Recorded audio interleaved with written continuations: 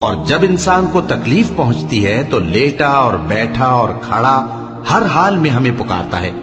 پھر جب ہم اس تکلیف کو اس سے دور کر دیتے ہیں تو بے لحاظ ہو جاتا اور اس طرح گزر جاتا ہے کہ گویا کسی تکلیف کے پہنچنے پر ہمیں کبھی پکارا ہی نہ تھا.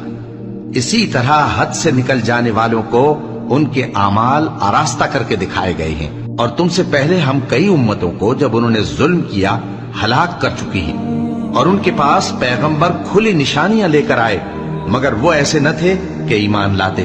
ہم گناہگاروں کو اسی طرح بدلہ دیا کرتے ہیں. پھر ہم نے ان کے بعد تم لوگوں کو ملک میں خلیفہ بنایا تاکہ دیکھیں کہ تم کیسے کام کرتے ہو. اور جب ان کو ہماری آیتیں پڑھ کر سنائی جاتی ہیں تو جن لوگوں کو ہم سے ملنے کی امید نہیں وہ کہتے ہیں کہ یا تو اس کے سوا کوئی اور قرآن بنا لاؤ یا اس کو بدل دو.